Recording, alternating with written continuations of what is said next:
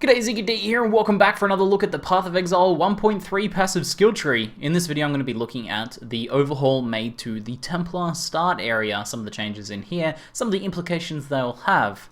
So, pretty cool stuff. The Templar, I think, out of all of the skill tree overhauls and changes, is the coolest. Some really awesome sweet stuff made just here. So I think we'll probably just start and go through some of the new nodes and changed areas, and then I'll talk about some of the kind of reaching implications. So for the Templar start now, this is one part I don't like. We have the elemental damage here, into spell damage, and then melee damage on the other side here. And then there is this nice retribution node, which is cast speed, spell damage, and melee damage, strength and intelligence. It's a pretty good node. You know, 16% spell damage with a bit of extra cast speed is good. 16% melee damage with a bit of attack speed is good. So it's a good node in general. However, this here, I feel like just doesn't make much sense to me. I like that Templar is an elemental master, right? He's an elemental master. That means he can be elemental melee, and there's a lot of stuff like that. Glacial Hammer, Lightning Strike, these are all Templar style skills. And then he's an elemental spellcaster. So basically he's an elementalist, I feel. That's kind of been the history for the Templar just there.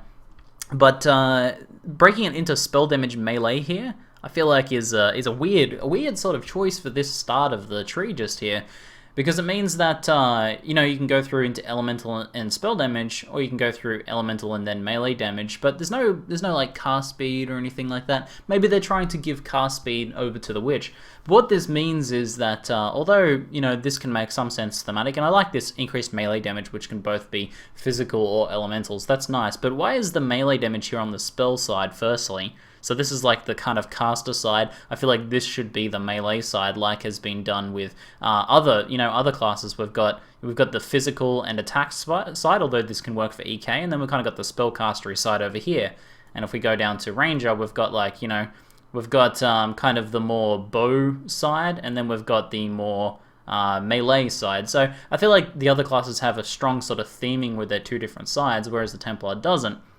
And the side effect of this is also that Templar is just kind of flat out inferior to a Witch as a start for a lot of builds. Not all builds.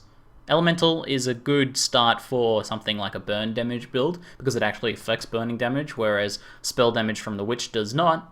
So Witch is not a better start for those sorts of builds, but for a lot of spellcaster builds, you're going to see that they look a little bit something like this.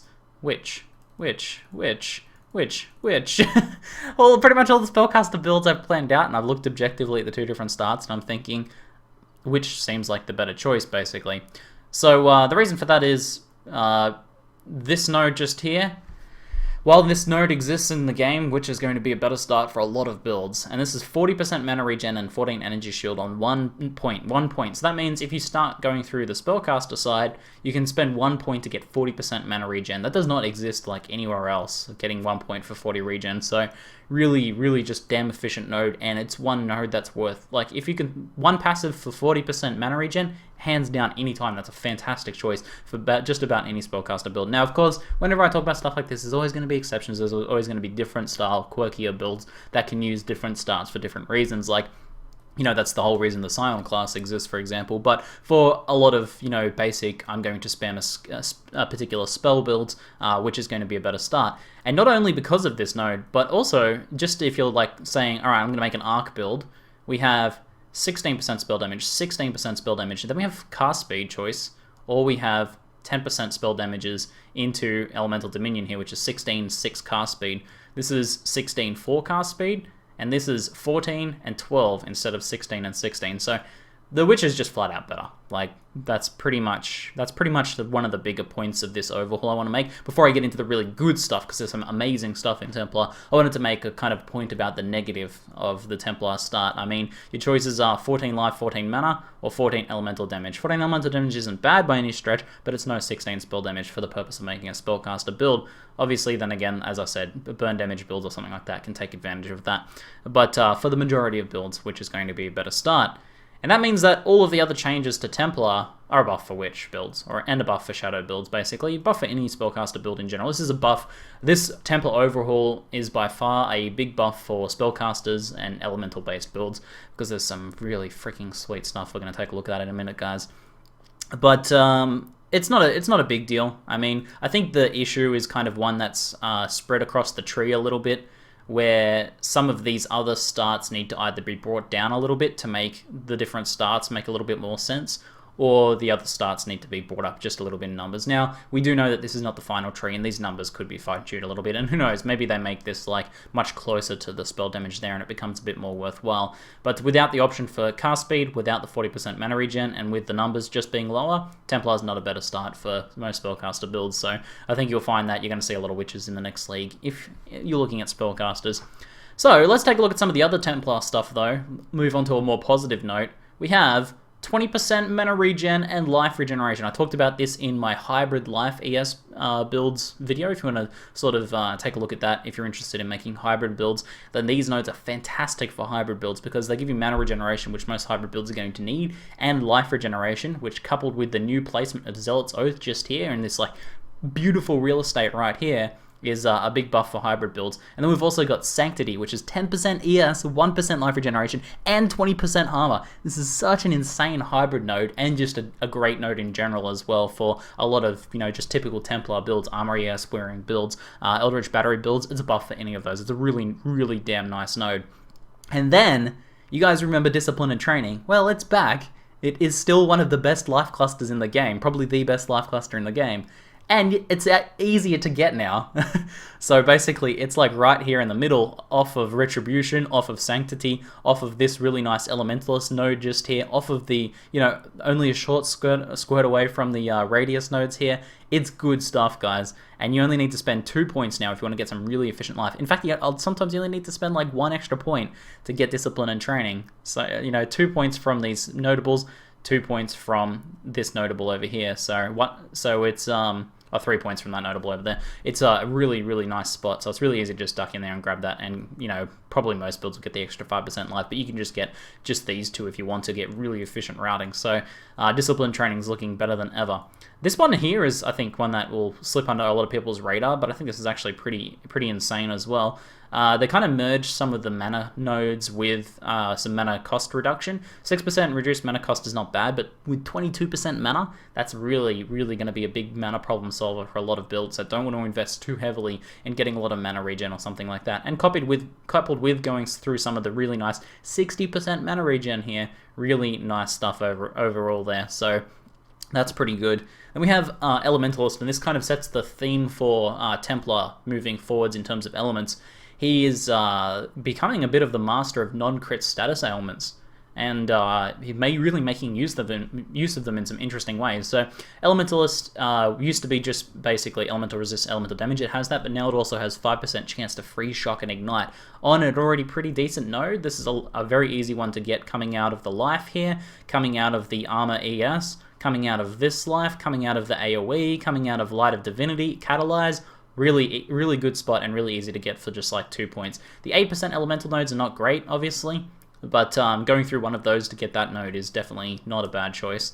So Catalyze there is, you know, still just about as good as ever. It's a little bit easier to get through now, so probably a little bit of a buff for that. Combined with some of the other elemental changes, elemental melee builds for Templar should be a little bit stronger, but it's not quite as overt as elemental spellcasters, I think.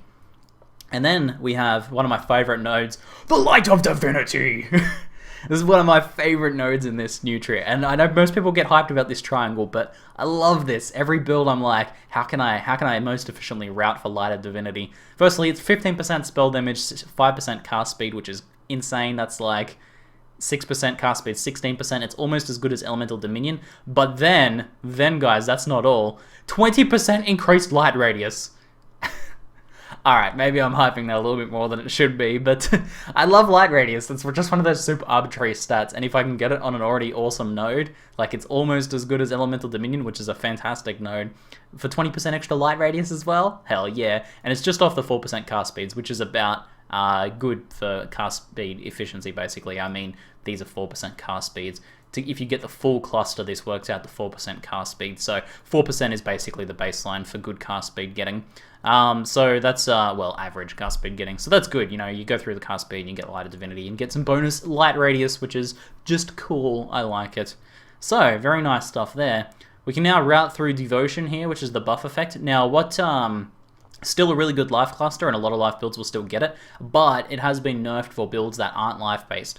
We saw hybrid builds that were low life hybrid builds, or even like CI builds, or basically any build would pick this up, because on the old tree, this was basically here, it was 1 point to get, and it was 5% buff effect.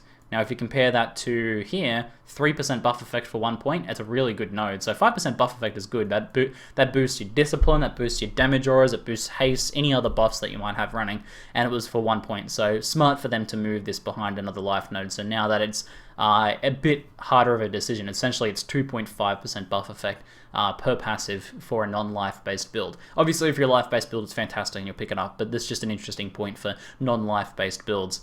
Faith and Steel still good. It's easier to get just in for 2 points now.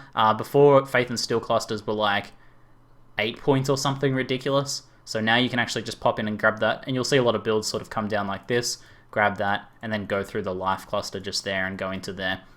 So that's pretty damn nice that it's now quite easy to jump in, pick that up, get really nice ES. That's 15% ES for 2 points. That's quite good. That's quite good. Let's like compare that to some of the best ES in the game. We have 6% and 14%, so it's 20. So it's just 5% less than the best ES nodes in the game. So pretty nice stuff, and it's got armor on it and elemental resistances. So a lot of builds will pick that up just because it makes it a lot easier to gear, and it's a nice node all in general there. So hybrid builds are going to get that, ES builds are going to get that, and then just a lot of other builds like life-based builds with, you know, Eldritch Batter or something are going to get that as well. So pretty nice stuff there. And then we have one of the nicest things about this new change, one of the coolest, most hyped clusters. We have the Celestial Punishment, Celestial Judgment, the Celestial Cluster. So this one here, it starts off, it has this 8% elemental damage and then 6%. These nodes are really bad, like 6% elemental damage nodes are really bad, but they're kind of meant to be the faster routing for bad efficiency, essentially. So you save a point, but you get a crappy node with it, basically. I mean, it's better than getting like 10 strength or something, but they're not very good. But when you come out the outside, we have 12% lightning damage, 12% lightning damage. These are good. These are decent nodes. So what will happen is you'll go in, let's say most builds will pick up both of these. There's very few builds that aren't going to pick up both. So if you're a lightning build, you'll go into there, through the lightning, across here like that. Or you can go across like that. It really doesn't matter. You can go through there or through there. It's the same. And that's the most efficient routing for a lightning build. If you're going to be an ice build, instead you'll pick up the ice ones there. You'll pick up this, and you'll drop this one. So you're going to have that same, this is how you'll route through this cluster each time. And it's the same efficiency no matter what element you are. So that looks pretty good either way there. You won't really route like this unless you're really like, you know, struggling for passive points and want to put them into something else more efficient. But let's talk about the notables. 20% increased elemental damage, really good node. 2% extra lightning, fire, and cold penetration. Wow! So if you're like a multi-element build, that's obviously going to be really nice. But just even if you're just lightning, 2% lightning penetration is amazing. You'll also notice that on the top side here, kind of tied into this, is these penetration nodes have also been buffed by 1%. Now, 2% lightning penetration or 3% lightning penetration doesn't seem like a lot. It's not a very large number, but penetration, elemental penetration in this game is a really big damage multiplier. So if you've ever used elemental equilibrium or curses, use a lot of like multi-curse and stuff like that, you'll see how much of efficient damage node these are. So these are some of the best elemental damage nodes in the game now. This one here and these one here are pretty damn good as well. 25% for a single element with 3%. So those are looking much, much more attractive. And then Celestial Punishment, 5% chance to freeze, shock, and ignite. That extra status element is worth it pretty much alone on the passive, like for one passive. However, if it was just that, you might not route through like one of these points to get it. But with 30% increased damage against frozen, shocked, or ignited enemies. That is insane! That is insane! So a lot of builds, if you're picking up this, you know, a lot of spellcaster builds, let's go, I've got a hybrid arc build just here. We get things like the 5% increased chance to shock here. You get the chance to shock from static blows, so that's 15, that's 20%. We get another 5% here, 25%. And we get another 5% here, that's 30%. And then Arc has an implicit chance to shock as well. And that's non-crit, that's not even including any sort of crit or anything like that. And then, so you're pretty much going to be shocking all the time with that. And then you're getting 30% increased damage. So that's about as efficient in these sorts of builds that are always going to have status ailments going. is going to be essentially as efficient as something like, this is 20% on less damage, 10% more damage than that. Now it's not the same as like shock, for example. Some people are making this mistake where they feel this is the same as shock. It's not 30% more damage taken to the monster. It's just a 30% increase in damage. So, but it's still really good. Still really good. Not as insane as that, but still really good. So this cluster is amazing. Most elemental spellcasters are going to have a great reason to come down into Templar now for this. And then because everything from there is so efficient, you're just going to be basically going into this. And you'll notice I've planned out a few different spellcaster builds. You know, all starting Witch, obviously, but you'll see they all have pretty, pretty similar routing. They'll come down the outside here, or some of them will come through the inside here, and I'll talk about this in a second. And then they'll go through the Templar, depending on what they are. They might go through the AOE clusters. Amplifies, pretty nice now. You can get those 2 points there, or you can route through into Retribution. But basically, you're going to be routing in here and grabbing this sort of stuff if you're Eldritch Battery, for example, because it's really nice. It's just like such a smooth, nice area to go into now. Still not that great to start as for a lot of builds, but as a spellcaster, really nice area to come into now. So it's a really big buff for a lot of spellcaster builds, I feel, and they're going to be a lot of fun to play. Just like the look at the shape of these trees too. After planning like, I don't know, hundreds of builds over the past couple of years, you get to make builds that you're like, when you make it, you're just like, oh my god, that's so smooth. That's such a clean build. And I'm just like, the routing is so perfect and efficient. Like, look at all this. It's like 1 point between each awesome cluster. Some of them don't even have any like real travel distances between them. It's just such a clean style of build creation here. So really, really, really nice stuff. Now, moving up here, I'm looking at an arc build just here that I planned out. We have the Stormweaver cluster. This is a new one as well. This is Cold and Lightning hybrid cluster. So there's Cold, Lightning on this side, Cold and Lightning, and Cold and Lightning there, and 25% mana regen. Now, 25% Lightning by itself, so if you're Lightning build, you can get this, is really good. And these are 10 and 8. Not that great, but the overall efficiency of this cluster is very decent. And then there's 25% mana regen on top of that. So I love these just like sprinkled mana regen. Really, really strong stuff. So that looks really nice. And some builds will use things like a lightning skill with Herald of Ice, Herald of Thunder.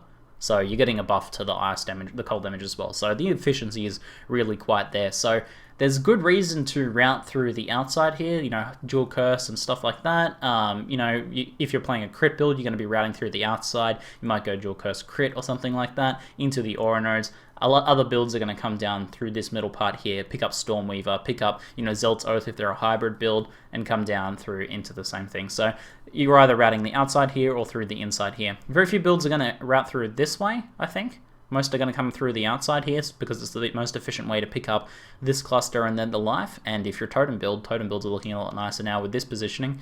So it's very easy to get that and get a lot of nice spell stuff around it. Very few builds are going to come through here, maybe some melee builds, because Govan and Camera and stuff. You'll have to forgive me, guys, if I don't look too closely at some of the melee changes. There is some pretty nice stuff in here, but it's nothing I'm too familiar with. You guys know I don't play a lot of melee builds, so unfortunately I can't help you too much with that sort of stuff. But, there's some pretty nice stuff in here. You'll notice that the Marauder change crit stuff has kind of moved into the Templar area now. So there was crit multi reduction there, is now this armor cluster just here, kind of between Templar and Marauder, but I'll probably go over that if I go over Marauder later.